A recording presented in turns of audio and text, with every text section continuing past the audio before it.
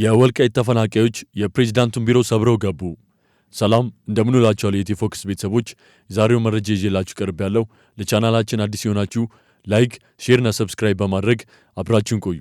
በሰሜኑ ጦርነት ከሰሜን ምዕራብና ደቡብ ትግራይ ዞኖች የተፈናቀሉ ዜጎች ወደ ቀያቸው እየተመለሱ ሲሆን ከወልቃይትና ከሁመራ የተፈናቀሉና በቁጥር የሚበዙት የትግራይ ተወላጆች ግን ለዓመታት በመጠለያዎች ለማሳለፍ ተገደዋል። የቀድሞውም ሆነ የአሁኑ የትግራይ ጊዜያዊ አስተዳደር ተፈናቃዮችን የመመለስ ሥራ ቀዳሚ ተግባር አድርጌ እየሰራሁበት ነው ቢሉም ተፈናቃዮቹ ግን አሁንም ምሬትና ሮሮ በማሰማት ላይ ይገኛሉ።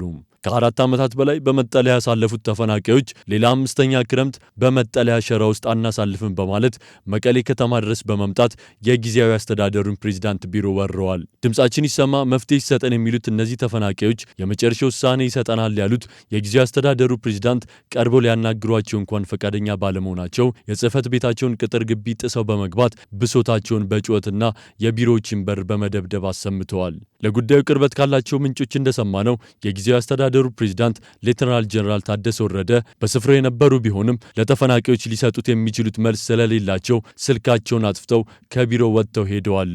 የዚህ ዘገባ አዘጋጅ በሽሬ መጠለያ ጣቢያ ውስጥ የሚገኙ የወልቃይት ተፈናቃይን በስልክ አነጋግረው በሰጡት ምላሽ በወቅቱ ከመኖሪያቸው የተፈናቀሉት በህወሓት ግፊት እንጂ አብረውት ከኖሩት ህዝብም ሆነ ከመከላከያ ሰራዊት የደረሰባቸው ጥቃትም ሆነ የተለየ ለህይወታቸው አስጊ የሆነ ሁኔታ አልነበረም። የህወሓት ካድሬዎች አስቀድመው የአማራ ልዩ ኃይልና መከላከያ በወልቃይትና በሁመራ ነዋሪ የሆኑ የትግራይ ተወላጆች ላይ ጂኖሳይድ ሊፈጽሙ ነው፣ አካባቢውን ለቃችሁ የትግራይ ሰራዊት ወደ ሰፈረበት ቦታ ውጡ እያሉ በመቀስቀሳቸው ምክንያት ተደናግጠን ወጣን ያሉት ለደህንነታቸው ሲባል ስማቸው እንዳይጠቀስ የጠየቁት ተፈናቃይ ለህይወታቸው በመስጋት ቤትና ንብረታቸውን ትተው ቤተሰባቸውን ይዘው መሸሻቸውን ተናግረዋል። ጦርነቱ እንዳለቀ ወደ ቤታቸው ለመመለስ ሲዘጋጁ በህወሓት አመራሮች መከልከላቸውንና በመከላከያና በአማራ ኃይሎች የተያዘውን የምዕራብ ትግራይ ክፍል የህወሓት ሰራዊት እስኪያስመልስ ባሉበት እንዲቆዩ ጠንካራ ማስጠንቀቂያ እንደተሰጣቸው ተናግረዋል።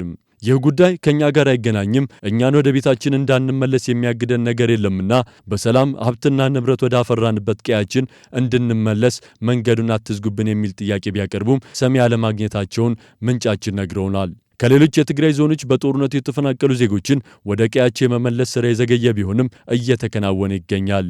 በርካቶች ደግሞ የሚመለሱበትን ቀን እየጠበቁ ሲሆን በተለይም ከሰሜን ምዕራብና ደቡብ ዞኖች የተፈናቀሉ ዜጎች እየተመለሱ ያለ ሲሆን ከወልቃይትና ከሁመራ የተፈናቀሉ እና በቁጥር የሚበዙት ግን አሁንም በመጠለያዎች የክረምትን ወቅት ለማሳለፍ ተገደዋል።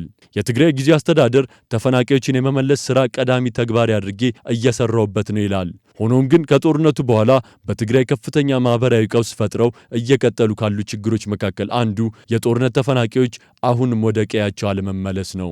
ይህ መቋጫ እንዲያገኝ የሰራ መሆኑን የሚገልጸው የትግራይ ጊዜያዊ አስተዳደር ከፌዴራል መንግስቱ ጋር በተደረገ መግባባት በተለይም ከደቡብ ትግራይ ዞን እንዲሁም ከሰሜን ምዕራብ ጸለምት አካባቢ የተፈናቀሉት በሺዎች የሚቆጠሩ ዜጎች ወደ ቤታቸው መመለስ መጀመራቸውን ይገልጻል። ይህ ተፈናቃዮችን የመመለስ ሂደት እየቀጠለ ያለ ሲሆን በያዝነው ሳምንትም ቢሆን በአብይ አዲና አዲግራትና ሌሎች አካባቢዎች በመጠለያዎች የነበሩ ተፈናቃዮች ወደ ጸለምት እየተመለሱ ነው። በአዲግራት የነበሩና ከጸለምት አካባቢ የተፈናቀሉት 1200 ተፈናቃዮች ከትላንት በስቲያ ጀምሮ ወደ ቀያቸው መመለስ መጀመራቸውን በአስተዳደሩ ተገልጿል።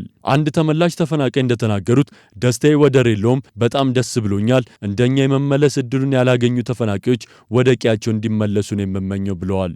በሌላ በኩል በማይጨው መሆኒ፣ መቀለና ሌሎች አካባቢዎች የነበሩ በ10 ሺዎች የሚቆጠሩ ከአላማጣና አካባቢው የተፈናቀሉ ዜጎችም ወደ ቀያቸው ተመልሰዋል።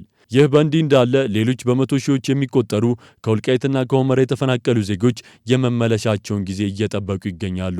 ገብረመድህን ታረቀ ከጦርነቱ ተፈናቃዮች መካከል አንዱ ሲሆን ከ10 ሺህ በላይ ተፈናቃዮች ወደ አላማጣ መመለሳቸውን ይናገራል። አቶ ገብረመድህን በአጠቃላይ ተፈናቃይ መመለስ መጀመሩ ጥሩ ተስፋ ነው ፈጥሮልን የቆየው፣ አሁን ላይ ግን በጣም መዘግየት አለ ብለዋል። በተለይም የወልቃይትና የሁመራ ተፈናቃዮችን ወደ ቀያቸው ስለመመለስ አሁን ላይ የተባለ ነገር ስለሌለ ህዝቡ ተስፋ የቆረጠ መሆኑን አቶ ገብረመድህን አስታውቀዋል። ተስፋችን ቤታችን እንገባለን፣ ከመለመን እንገላገላለን፣ ሰርተን እንበላለን ነው። መዘግየቱ ግን የነበረን ተስፋ እንዲሟጠጥ እያደረገ ነው ብለዋል።